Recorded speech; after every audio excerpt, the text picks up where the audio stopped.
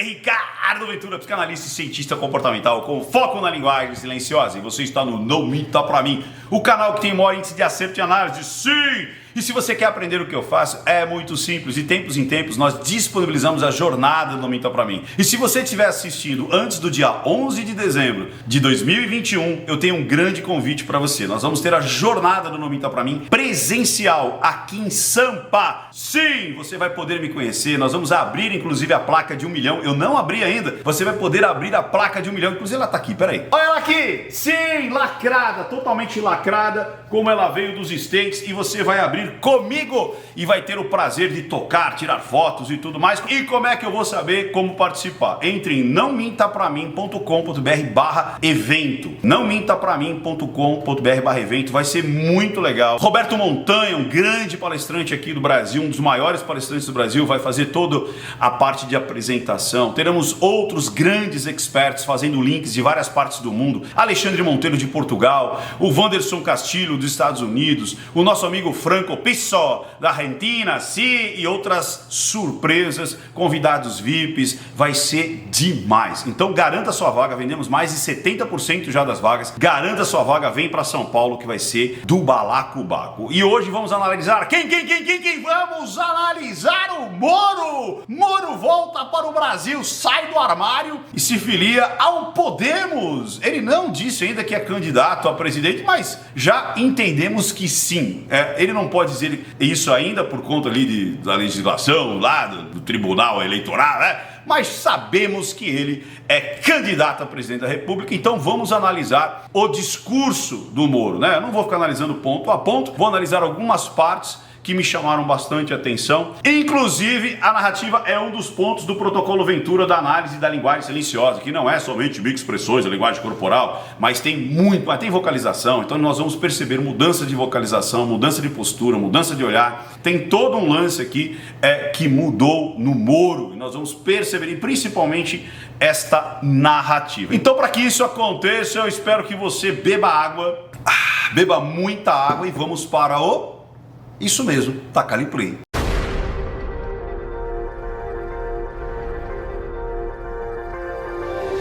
Chegando aqui, pessoal, lembre-se, se você quer continuar recebendo esse tipo de material, você precisa fazer 4 coisas importantíssimas, que é o quê? Primeiro, perceba se você está inscrito no canal. Muitas vezes o YouTube tira a tua inscrição por falta de atividade. Depois, habilite as notificações. É muito importante você apertar o sininho. Antes, somente isso bastava para você ser notificado. Agora você precisa dar o like nesse vídeo e todos os outros que você assistir e comentar alguma coisa. Nem que seja YouTube me nota. Dessa maneira, fazendo isso algumas vezes, o YouTube vai priorizar e vai mandar as notificações para você. Vamos lá, vamos começar a análise. Então, a primeira coisa que a gente vê aqui é um visual muito interessante, né? A gente já pega aqui o Moro olhando para cima, olhando para dentro, isso é muito importante, olhando para dentro, da esquerda para a direita, como nós ocidentais fazemos, né? Nós direcionamos o futuro da esquerda para a direita. E aí já tem o slogan dele, Brasil justo para todos, justo por conta que ele sempre trabalhou na justiça, então essa palavra é muito forte. Ele vai falar isso várias vezes, né, no discurso dele, trazendo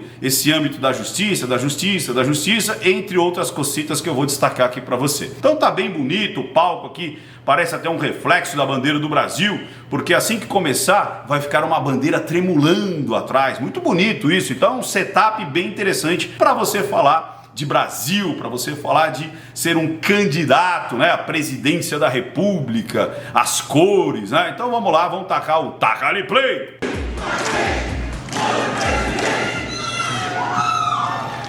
E aí eu me liguei que tem até uma liminha ali que fica puxando palmas, fica gritando, uhul, tal. E a galera que tá aqui, além aqui, eu percebi que tem um lado aqui que parece que são jornalistas, mas são pessoas do Podemos. Então tem vereador, senador, prefeitos, deputados, tem a galera toda do Podemos está aqui nessa, acho que é uma convenção do Podemos. Vamos lá. Bom dia a todos. Aí já começou ali atrás, né, a bandeira tremulando, muito bonito esse setup, ficou muito bonito, essa linguagem silenciosa ali por trás. E mais uma vez é importante você saber o rito da mensagem. No rito da mensagem, que também é um dos pontos do protocolo Ventura, é o que passa além do que ele está dizendo, né? Quais são os elementos que passam uma comunicação? E tudo isso está passando uma grande comunicação. Aí você nota também a cor do terno, é uma cor assim bem tradicional, assim bem pastel, assim bem o Grey Man, né? O homem cinza, aquele que não chama atenção, que está ali na repartição pública, ali no cantinho esquecido ali. Camisa também, aquela camisa bem ali com uma cor ali bem neutra, quase puída, né? Sem gravata, passando ali uma imagem bem daquele juiz que não ganhou dinheiro, que está ali no cantinho esquecido, mas que é uma pessoa honesta, cumpridora dos seus deveres, chega no horário, sai no horário ali. Então ele está passando isso. A vocalização dele mudou completamente. Ele saiu do muitas vezes até sumia, né? A vocalização dele, fala assim, veja bem, eu acho que você vai fazer. Vamos ver como é que tá agora? Que beleza esse auditório cheio. Ó, que beleza esse auditório cheio. Eu quero agradecer a todos vocês que vieram. Sabe, se vocês... Ele agora não tem mais. Se fosse antes, assim, quero agradecer a todos vocês. Agora tá mais forte. Fez um quebra-gelo. De longe ou de perto, para prestigiar esse evento. Aí você fala, Ricardo, ele falou esses 50 minutos de improviso? Não, tinha duas dálias, tinha dois teleprompters ali, chamados de teleprompters de palco, assim, é quase invisível, porque é um acrílico ali que é projetado por baixo, então ele vê passando e quem tá desse lado nem vê. Não vê a dália passando, ou seja, o texto passando, e você percebe, talvez tenha mais um aqui de frente, que eu não consegui identificar, mas ele faz isso, ele está lendo aqui, passa para cá, lê aqui, então parece que ele está olhando para as pessoas, e na realidade ele está lendo ali todo esse discurso no teleprompter, que com certeza foi escrito seguindo vários gatilhos ali da narrativa, como o quebra-gelo, o prólogo, o currículo, problematização, situação e a promessa, e aí você percebe até no final o quanto ele estava ali imbuído, enquanto ele estava ali muito prestando atenção em tudo aquilo que foi passado para ele. Muitas vezes os gestos de mão, eu vou mostrar isso para vocês depois, me chamaram muita atenção, um gesto meio fora do tempo, e o final você percebe o quanto que ele estava lendo, que ele não dá um respiro ali para o obrigado. A coisa sai, a leitura vai de uma vez só. Algumas vezes ele vai fazer as pausas dramáticas, as pessoas vão entender e vão aplaudir. Outras vezes ele faz a pausa dramática e as pessoas não aplaudem. Normal. Quem escreveu falou para ele, olha, aqui você precisa parar, aqui você continua e tal. Mas vamos ver o quanto que mudou e vamos ver esse comecinho aqui, que é o prólogo, onde ele começa a fazer o quebra-gelo e outras coisas que eu vou indicar aqui para você. Presta atenção. Aos filiados do Podemos, aos filiados de outros partidos políticos, aos senadores, deputados, prefeitos. Tá vendo? Muito forte, né? O tonalidade de voz, ritmo. Vereadores, servidores públicos e cidadãos em geral, aos empresários e trabalhadores aqui presentes. E aí, só por esse trecho, eu já percebo que ele está lendo, pela entonação de voz. Então, a entonação, você percebe os pontos, as vírgulas, muito bem caracterizadas, né, de alguém que está lendo. Eu sei que muita gente veio de lugares distantes e com sacrifícios. Eu confesso que estou um pouco ansioso quanto a falar hoje perante esse público. Eu não tenho uma carreira política e não sou treinado em discursos políticos. Até ontem, porque agora ele é. Realmente, quando você via as entrevistas do Moro, ele era inclusive mais solto, ele era mais humano, ele até sorria mais, ele era um cara mais... com os vícios dele, com as falhas, mas ele era mais humano. Depois eu vou falar nas considerações finais o que eu senti desse discurso. Aqui ele está extremamente engessado. Vamos lá. Alguns até dizem que... essa jogada de mão, cara, e todas as outras, depois eu vou destacar para vocês verem. Não, eu posso até destacar agora. Passando fome. E isso, eu tenho certeza, não está valendo para todos. Fica aquela sensação amarga para que o país melhore, para que as coisas comecem a funcionar. Eu achei todas elas meio que fora do tempo. Então, com certeza ele teve um personal speaker ali, né? Uma pessoa que o ajudou a ter performance de palco. Eu faço isso profissionalmente, né? Eu ajudo pessoas a terem performance de palco, performance vocal, fazerem apresentações, reuniões, e você percebe claramente que a pessoa teve um esforço enorme para tirar ele do para ter algum movimento, porque senão ele parece que esquece e ele fica com as duas mãos o tempo inteiro no púlpito, assim, você vê que 99% do tempo ele vai ficar com as mãozinhas ali. E eu não sei se de repente na própria dália, né, no teleprompter, dizendo, olha, levanta a mãozinha, ou foi treinado isso no momento ali dos exercícios. Cara, levanta a mão, faz isso. Porque esses movimentos de mão para mim ficaram meio que um pouco fora do tempo. Tipo assim, preciso mexer a mão, aí mexeu a mão. Sabe aquela coisa? Porque nós temos um objetivo, e aí lembrou, cara, no objetivo eu preciso fazer a jogadinha de mão. Então eu senti um pouco forçado essas mexidas de mão dele, quando ele levanta a mão do púlpito. Tanto é que, como eu falei, 99% do tempo ele vai ficar grudado ali no púlpito. Vambora. Não sou eloquente. Você entendeu? E muita gente... cara, não sei, tá estranho. critica a minha voz. Olha que legal, critica a minha voz. Você vê que ele já tá até esperando o riso, tal.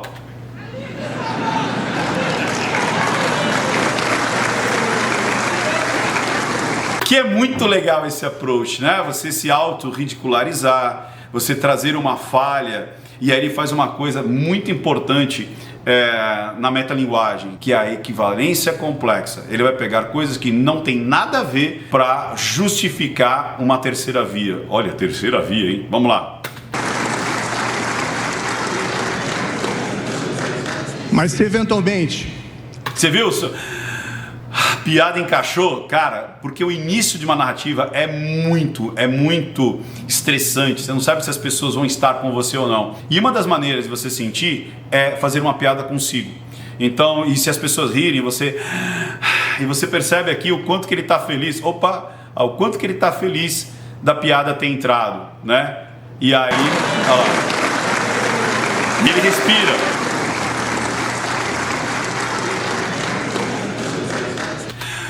Mas se eventualmente eu não sou a melhor pessoa para discursar, posso assegurar que sou alguém em que vocês podem confiar. Tá vendo? E você pode confiar, e aí não vai no mesmo ritmo. E aí ele faz equivalência complexa. Olha, eu posso não ter uma boa voz, mas você pode confiar em mim. Não tem nada a ver uma coisa com a outra, mas você falando com propriedade, parece que sim. E as pessoas compram, quer ver? Olha lá.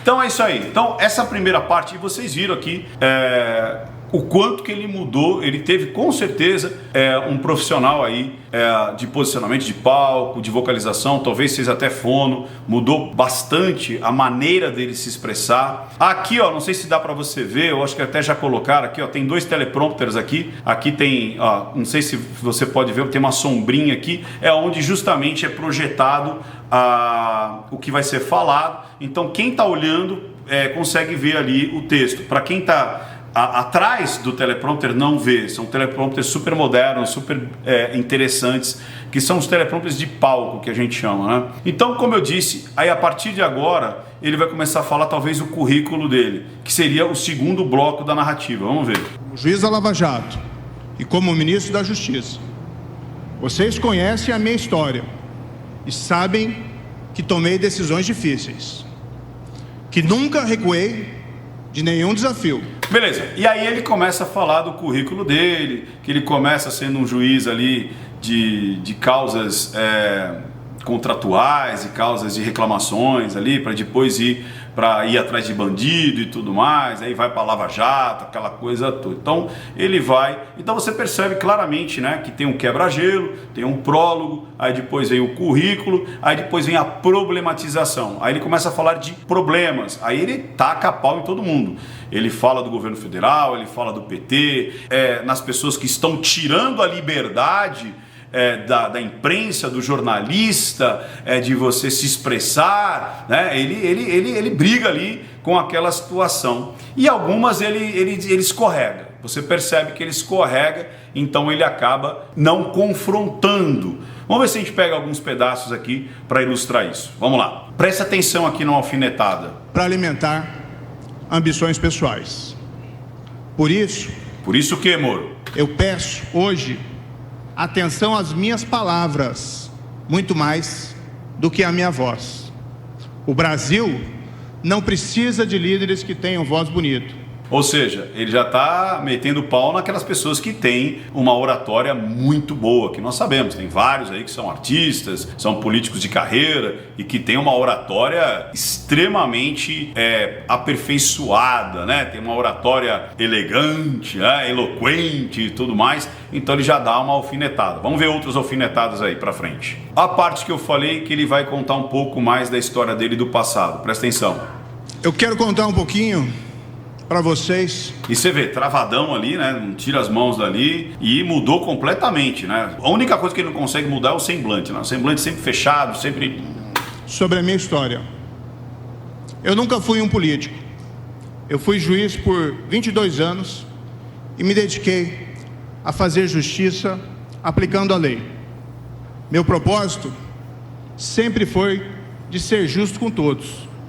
Julguei casos de pessoas necessitadas que procuravam a justiça por amparo assistencial.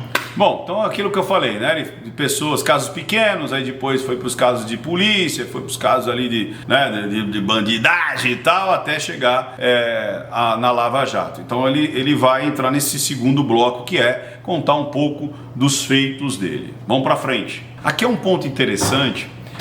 Ele já também faz uma ressignificação justamente de algumas coisas que poderiam virar objeção. Uma delas é ele ter ido para fora do Brasil. Onde estava Moro quando as pessoas estavam sendo presas, né, na pandemia, portas sendo fechadas, o direito de ir e vir sendo tolhido, mulheres, né, tiradas da praia para o camburão. Então muitas pessoas questionaram, o cara que é o cara da justiça, e aí, cara, como é que, né, ou o mandos e desmandos do STF e tudo mais, onde é que estava o Moro, né?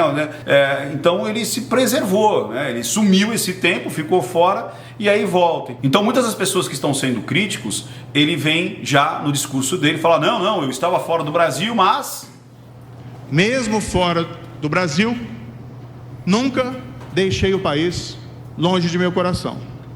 E aí ele usa várias frases assim de efeito, né? O Brasil do futuro, quando chegará o futuro desse Brasil do futuro. Então ele usa alguns clichês para se expressar e para rebater algumas críticas. Vamos para frente. Então aqui ele vai falar da pandemia. Na realidade ele vai falar da pandemia, vai falar... Cara, ele vai falar da Amazônia... Do ozônio, da camada de gás carbônico, ele é aquele... E aí, mas eu vou falar isso lá nas considerações. Mas é bem um discurso político. Mas vamos lá, existe uma diferença entre o discurso e o Moro. Mas presta atenção. Junto com a pandemia, vimos com tristeza outros flagelos. Escolas sem aulas por falta de estrutura, empregos e negócios sendo perdidos. Sim. Mercados, padarias e restaurantes de portas fechadas. Aí é que aonde é que escreveram isso aí? Será que escreveram na Europa? Porque mercado e padaria foi a única coisa que ficou aberto, né? Porque aí que eu acho que pisaram na bola. Tipo, você vê o quanto que estavam deslocados da realidade, né? Tipo assim, cara, a padaria e o mercado ficaram abertos. Tipo, onde você escreveu isso aí? Você estava na Europa? Onde é que você estava, né? Essa parte que eu acho que ficou bem um pouquinho estranha. Mas vamos para frente. Como eu disse, ele vai pontuar vários elementos bem do estratagema político tradicional, inclusive chegando até na zeladoria, que são coisas que não é do presidente da República, mas é sim de vereador de bairro. Vamos trazer? Dá uma olhada. Desde que eu me entendo por gente, eu ouço as pessoas falarem que o Brasil é um país injusto, que precisamos fazer reformas, mexer nas leis para que o país melhore, para que as coisas comecem a funcionar, para que as pessoas tenham escolas decentes para seus filhos e hospitais que resolvam os seus problemas, para que a estrada cheia de buracos seja asfaltada. Você entendeu? Então é a zeladoria da escola, a zeladoria do hospital, é o buraco na estrada, na rua. E aí ele traz essa zeladoria, que às vezes é a coisa mais fácil para aquele público mais simples entender, né? Porque às vezes o público não entende que você vendendo uma estatal, você vai estancar uma sangria, você vai ter aquele dinheiro que estava numa empresa, e o Estado não precisa ter empresas, mas, por exemplo, hospitais, ter saneamento, ter portos, estradas, dinheiro para financiar grandes obras estruturais. Mas o pequeno público, aquele que a gente sempre fala, né, que vende o almoço para comer a janta, ele muitas vezes ele não vê que essas mudanças estruturais vão impactar a vida dele. E aí ele vem com esse discurso de zeladoria, né? Não que o Estado não construa hospitais, escolas e tudo mais, mas esse lance, a escola não funciona no hospital, isso é situação muito mais regional. É o dinheiro que chega para os governos, para as prefeituras serem bem alocadas, porque o dinheiro chega, o problema é que ele some no meio do caminho, né? Esse que é o problema. Então aqui eu senti de novo aquele, não o Moro falando, mas um marqueteiro político escrevendo essa nota, né? Vamos para frente. Então, depois dele pontuar na problematização, atacando diretamente o governo federal, atacando o PT, se colocando ali realmente como uma terceira via e atacando também os possíveis concorrentes, aqueles que têm lábia, aqueles que falam bem, aqueles que já têm uma oratória boa, tal, ele vem para o bloco solução. Então, preste atenção. Futuro. Eu quero compartilhar aqui algumas ideias que eu tenho para esse projeto. Então agora eu quero compartilhar algumas ideias que eu tenho para esse projeto de governo. Alerto. Alerto, lembra que eu falei desse? Tem um pouco de atraso nesse movimento. Não é um programa completo. Isso está sendo construído. E por que ele fala isso? E aí que me assusta um pouco, que ele diz assim, olha, esse projeto não vai ser de um partido, vai ser de vários partidos. Isso me dá um pouco de medo. Por quê? Parece que é de novo retornar àquele modelo que a gente conhece, onde o Estado é fatiado em vários partidos, onde o Estado é fatiado, as secretarias e os ministérios são fatiados em vários partidos. E não pela ótica da expertise, mas pela ótica simplesmente de serem partidos concorrentes para que todos depois votem aquilo que se deseja. Isso me dá um pouco de medo, né? Essa fala me dá um pouco de medo também. E aí depois, se vocês quiserem ver na íntegra, tem aqui o link aqui do discurso dele. Ele fala muitas coisas no o quê? Vamos acabar com a pobreza, vamos acabar com o desemprego, vamos tomar conta da Amazônia, vamos fomentar as iniciativas nas escolas para que as pessoas realmente estudem e tal, mas não fala como, é sempre o quê, o quê, o quê, o quê. Vamos fomentar a inclusão, vamos fomentar que as pessoas não sejam violentas, vamos incentivar a segurança. Então é tudo aquele discurso meio padronizado, é aquele discurso realmente político e não aquele discurso de ação, aquele discurso que realmente você põe a cara a tapa. Eu tenho um pouco de medo disso, né? Mas eu vou falar nas considerações finais. Eu quero que vocês percebam o finalzinho mesmo, onde você percebe que não existiu uma finalização de pulmão, né? De alma, visceral, mas um terminar de ler um texto. Presta atenção nisso. Então esse aqui é o finalzinho, talvez o som fique um pouco mais baixo, porque é de outro canal, mas preste atenção na narrativa. Com meus amigos no Podemos e nos outros partidos, por um Brasil justo para todos, muito obrigado. Entendeu?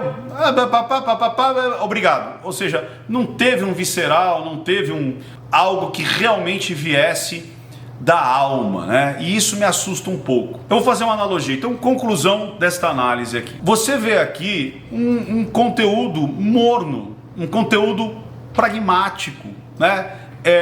Foi feita a lição de casa de uma maneira fria. Até nessa finalização você percebe o quanto faltou que realmente eu estava falando aquilo com o meu coração, com a minha alma, mas não, eu estava lendo. Tanto é que o obrigado saiu até meio que sem querer. Eu sou afiliado ao Podemos, vamos receber os outros partidos e obrigado. Tipo, escapuliu, né? O obrigado ali parece que escapuliu.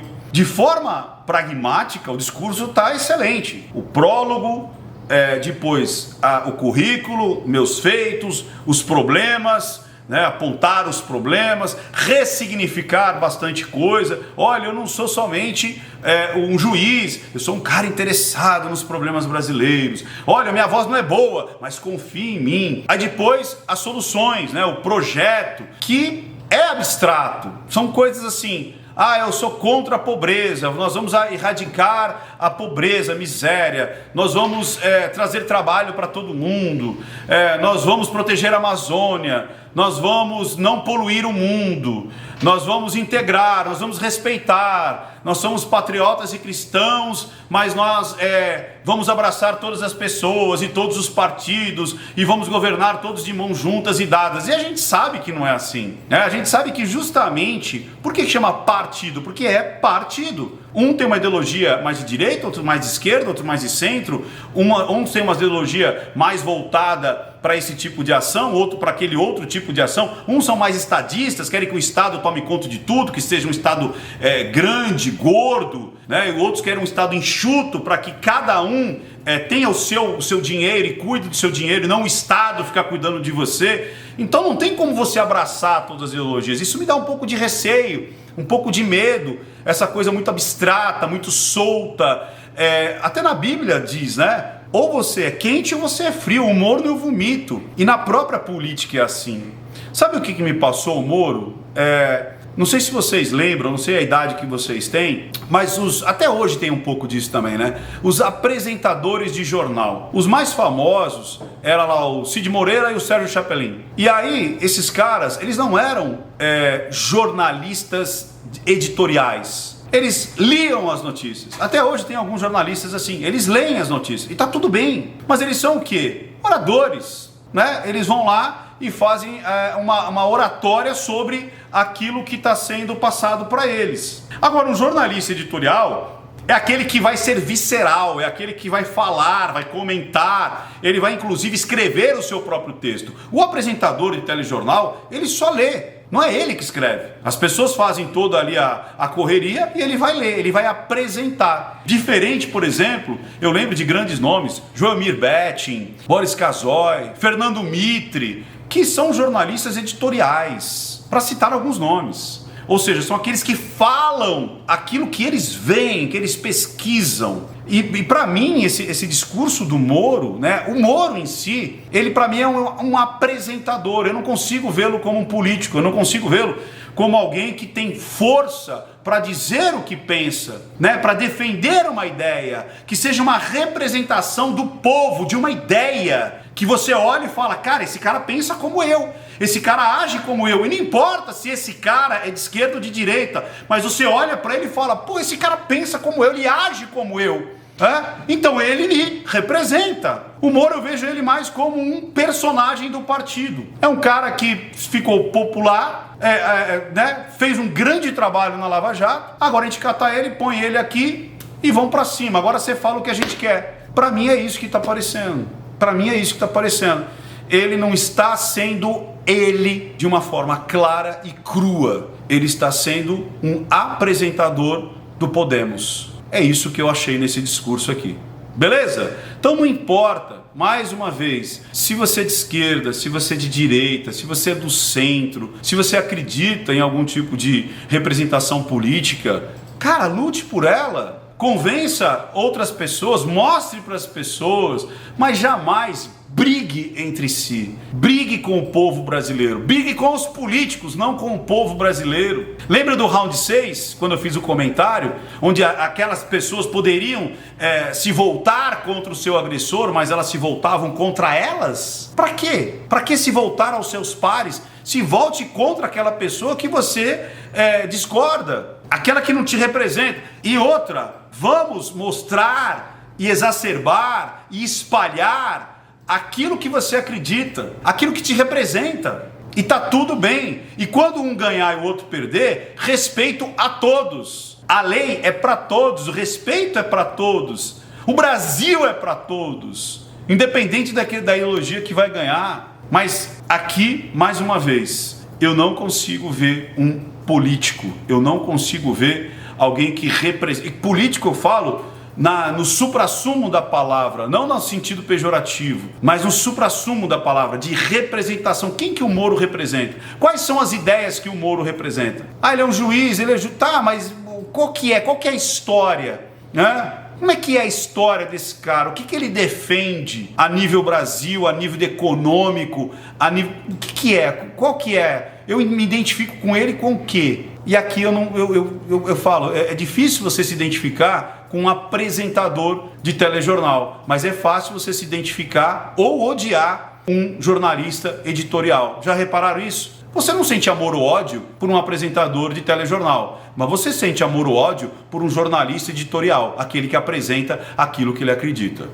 Não minta pra mim, porque senão eu descubro. Até mais, pessoal! Tchau, tchau, tchau.